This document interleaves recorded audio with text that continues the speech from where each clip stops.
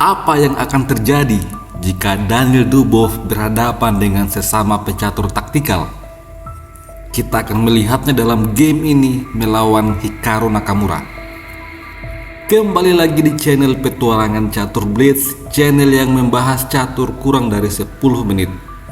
Jika ini adalah pengalaman pertama Anda di channel ini, segera tekan tombol subscribe supaya tidak ketinggalan video terbaru selanjutnya.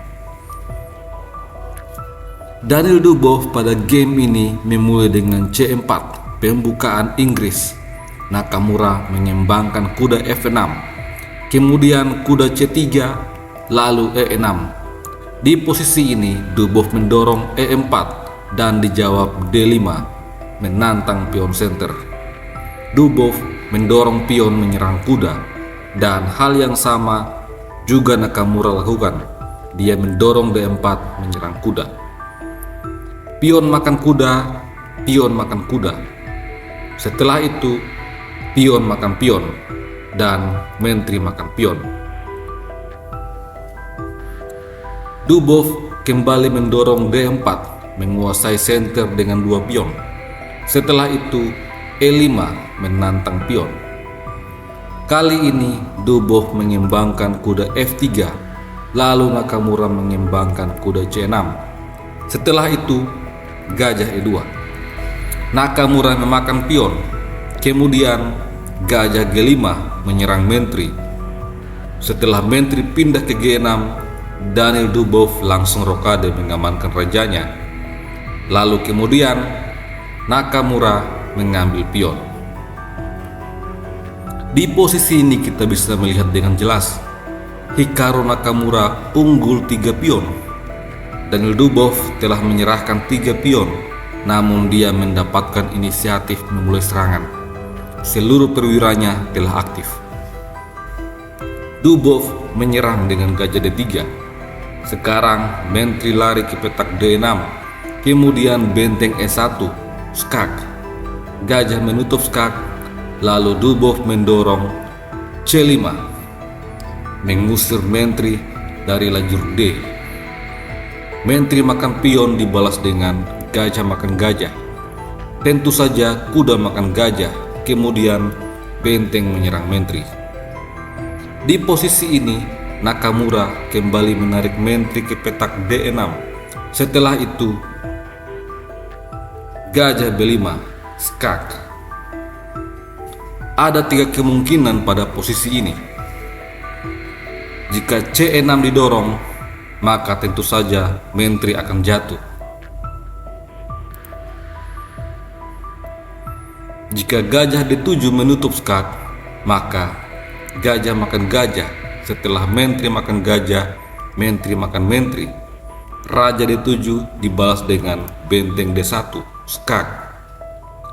Setelah raja E8, maka benteng E1. Nasib kuda tidak akan bisa diselamatkan. Kemungkinan ketiga, raja lari ke petak D8. Hal ini akan dibalas dengan kuda G5, mengancam forking pada raja dan juga menteri. Setelah menteri makan menteri, benteng makan menteri, skak. Gajah menutup skak, maka benteng makan gajah, skak. Raja C8, benteng makan kuda. Putih unggul terlalu banyak material. Oleh karena itu di game sesungguhnya, Hikaru Nakamura melarikan raja ke petak F8. Hal ini dibalas dengan menteri E2, menekan kuda. Jika kuda lari ke petak G6, maka benteng E8 adalah skakmat. Oleh karena itu di posisi ini, Hikaru Nakamura menyerang balik benteng. Kemudian Daniel Dubov tidak menyelamatkan benteng, dia menyerang balik menteri dengan benteng D1. Tentu saja jika menteri makan benteng, maka menteri makan menteri. Putih kembali akan unggul kualitas. Di posisi ini, Hikaru Nakamura memilih untuk mengambil benteng E dengan pion. Dan setelah itu, Daniel Dubov memainkan langkah kuda makan pion. mengancam akan melakukan skakmat. Jika misalnya menteri menghindar ke E6, maka benteng D8 adalah skakmat. Oleh karena itu pada game ini Hikaru Nakamura tidak melarikan menteri. Dia mengembangkan gajah ke petak F5. Setelah itu benteng makan menteri, pion makan benteng menyerang kuda, kuda D7 skak, raja ke F7 dibalas dengan menteri C4 skak dan menekan pion C. Setelah gajah menutup skak menyerang balik menteri, menteri F4 kembali skak. Kali ini kuda menutup skak sambil melindungi pion, namun G4 mengusir kuda. Nakamura mencoba membawa benteng A menyerang kuda, kemudian pion makan kuda menyerang gajah. Gajah mundur sambil makan kuda, lalu gajah C4 skak. Ditutup dengan D5, kemudian gajah makan pion kembali skak.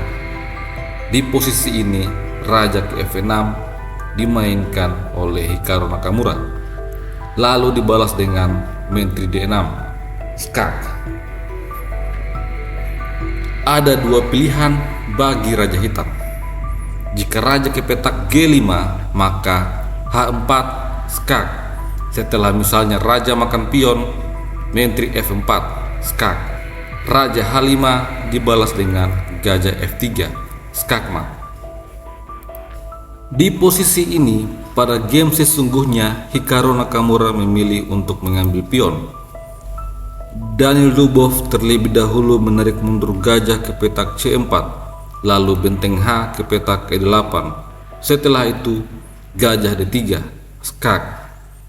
Raja lari ke petak G5, lalu H4 skak. Raja H5, kemudian menteri G3 mengancam skakmat. Gajah menutup ancaman skakmat dibalas dengan pion menyerang gajah. Setelah itu benteng melindungi gajah. Raja ke F2,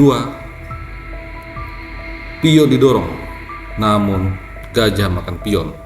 Setelah benteng F8, dengan sendirinya Nakamura langsung menyerah. Jika game ini dilanjutkan, maka menteri E5 skak, raja makan pion, menteri makan benteng.